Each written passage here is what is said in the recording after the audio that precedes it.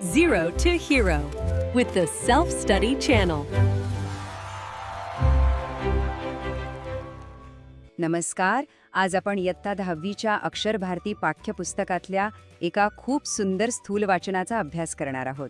नाव आहे जाता असताला. कधी विचार केलाय की एक इवलीशी पणती सुद्धा मावळणाऱ्या सूर्याला धीर देऊ शकते? चला तर मग या प्रेरणादायी कवितेच्या जगात प्रवेश करूया आणि तिचा अर्थ समजावून घेऊया. सगळ्यात आधी ही कविता कोणी लिहिली आहे ते पाहूया. तर ही कविता मुळात बंगाली भाषेतली आहे आणि तिचे लेखक आहेत विश्वकवी गुरुदेव रवींद्रनाथ टागोर. आणि या सुंदर कवितेचा तितकाच सुरेख मराठी अनुवाद केला आहे श्यामला कुलकर्णी यांनी. आता एक सगळ्यात महत्त्वाची गोष्ट ही नीट लक्षात ठेवा. बोर्डाच्या परीक्षेत स्थूल वाचनावरच्या प्रश्नांसाठी कवितेचा किंवा पाठाचा उतारा दिला जात नाही. म्हणजे सगळी उत्तरं आपल्याला आठवून लिहावी लागतात.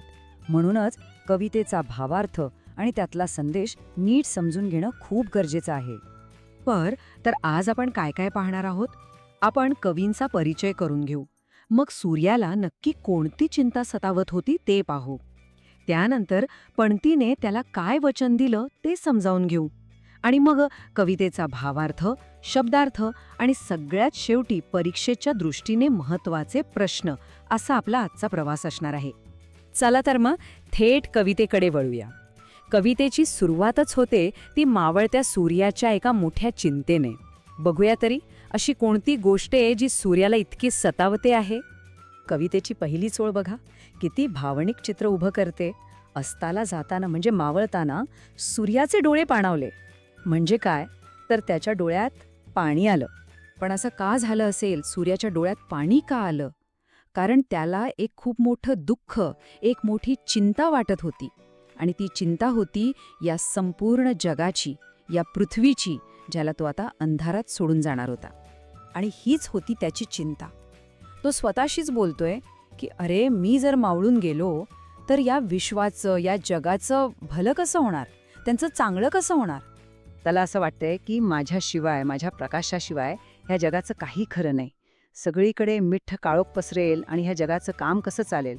यातून सूर्याची ह्या जगाबद्दलची जी काळजी आहे, जी जबाबदारीची भावना आहे, ती आपल्याला दिसते. म्हणूनच सूर्य सगळ्यांना जणू हाक मारतोय. तो म्हणतो, अरे लवकर करा, त्वरा करा. जणू तो सांगतोय की या, कोणीतरी माझी जागा घ्या. पण त्याच्या या हाकेला कोणीच उत्तर देत नाही. निसर्गातले भले भले मोठे घटक, डोंगर, नद्या सगळे शांत उभे आहेत. कोणीही पुढे येऊन ही जबाबदारी घ्यायला तयार नाहीये.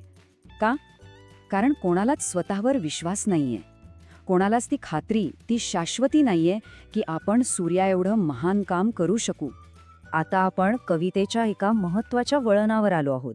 जिथे मोठे मोठे घटक काहीच करत नाहीत, तिथे एक अनपेक्षित गोष्ट घडते. एका अगदी लहानशा वस्तूचा प्रवेश होतो. आणि ती वस्तू म्हणजे एक इवल्लीशी पणती. इवल्लीशी म्हणजे अगदीच लहान, छोटीशी. विचार करा, जिथे सगळे दिग्गज गप्प होते तिथे ही चिमुकली पणती मोठ्या धैर्याने पुढे येते. तिचा आकार नक्कीच लहान आहे, पण तिची हिंमत आणि तिचं मन खूप मोठं आहे. ती या कथेची अनपेक्षित हिरो ठरते. पुढे येऊन ती सूर्याला एक खूप विनम्र पण तितकंच शक्तिशाली वचन देते. ती म्हणते, माझ्या तेजाने म्हणजे माझ्या प्रकाशाने जमेल तशी ही धरा, ही पृथ्वी मी उजळून टाकीन. आणि इथे पण पणतीचे शब्द खूप महत्त्वाचे आहेत. ती असं नाही म्हणत की मी तुझी जागा घेईन, नाही. ती खूप नम्रपणे म्हणते, हे सूर्या, तू काळजी करू नकोस. तुझ्यासारखा लखलखीत प्रकाश देणं मला जमणार नाही. पण माझ्याकडे जेवढा प्रकाश आहे, माझ्या क्षमतेनुसार जेवढं मला जमेल तेवढं मी या पृथ्वीला उजळवण्याचा प्रयत्न नक्की करेन. चला आता पाहूया की या कथेचा शेवट काय होतो आणि या छोट्याशा संवादातून आपल्याला कोणता मोठा संदेश मिळतो. पण तीनत्याच्या या छोट्याशा पण आश्वासक शब्दांनी सूर्यावर खूप मोठा परिणाम होतो. त्याचे डोळे पुन्हा एकदा उलावतात. पण यावेळेस तो दुखाने नाही तर समाधानाने अस्ताकडे म्हणजे मावळतीकडे झुकतो. आणि हेच या कवितेचं सौंदर्य आहे. बघा, सूर्याच्या डोळ्यात दोनदा पाणी आलं, पण दोन्ही वेळेची कारणं पूर्णपणे वेगळी होती. सुरुवातीला डोळ्यात अश्रू होते ते काळजी आणि दुःखाचे, आणि दुसऱ्यांदा आलेले अश्रू होते ते आनंदाचे, कृतज्ञतेचे आणि समाधानाचे. तर मग या कवितेची मध्यवर्ती कल्पना काय, संदेश काय आहे? तर तो हाच की कोणतीही व्यक्ती आणि कोणतंही काम लहान किंवा मोठं नसतं. महत्त्वाचं असतं ते म्हणजे आपल्या क्षमतेनुसार आपापल्या परीने आपलं कर्तव्य करणं. प्रत्येकाने असा खारीचा वाटा उचलला तर मोठ्यातली मोठी समस्यासुद्धा सहज सुटू शकते. परीक्षेत प्रभावी उत्तरं लिहिण्यासाठी कवितेतले काही महत्त्वाचे शब्द आणि वाक्प्रचार समजून घेऊया. यामुळे आपलं उत्तर अधिक वजनदार होतं. ही बघा काही महत्त्वाची शब्दसंपत्ती. अस्ताला जाणे म्हणजे मावळणे. धरा किंवा अवनी हे पृथ्वीसाठी वापरलेले सुंदर शब्द आहेत. आणि सूर्यासाठी तेजोमय भास्कर हा शब्द लक्षात ठेवा. उत्तरात वापरला तर खूप छान वाटतो. मम म्हणजे माझे. आणि हा वाक्यप्रचार तर या कवितेचा आत्मा आहे. डोळे पाणावणे यावर प्रश्न हमखास येतो. त्यामुळे दोन्ही वेळेस डोळे का पाणावले हे स्पष्टपणे सांगता आलं पाहिजे. एकदा दुःखाने आणि दुसऱ्यांदा आनंदाने. चला आता आपण थेट परीक्षेच्या तयारीकडे वळूया. ह्या कवितेवर कोणकोणते महत्त्वाचे प्रश्न विचारले जातात आणि त्यांची आदर्श उत्तरं कशी लिहायची ते समजून घेऊ. हा बघा पहिला आणि सगळ्यात महत्त्वाचा प्रश्न जो कवितेच्या मध्यवर्ती कल्पनेबद्दल विचारतो. या प्रश्नाचं उत्तर लिहिताना ही 4 पायऱ्यांची रचना लक्षात ठेवा. आधी सूर्याची चिंता सांगा, मग पणतीचं धैर्य, त्यानंतर तिचं वचन आणि शेवटी कवितेचा संदेश लिहून उत्तर पूर्ण करा. असं मुद्देसूद उत्तर लिहिल्यास पूर्ण गुण मिळायला मदत होते. आता पुढचा प्रश्न जो थेट त्या वाक्प्रचारावरच आधारित आहे. याचं उत्तर तर अगदी सोपं आहे.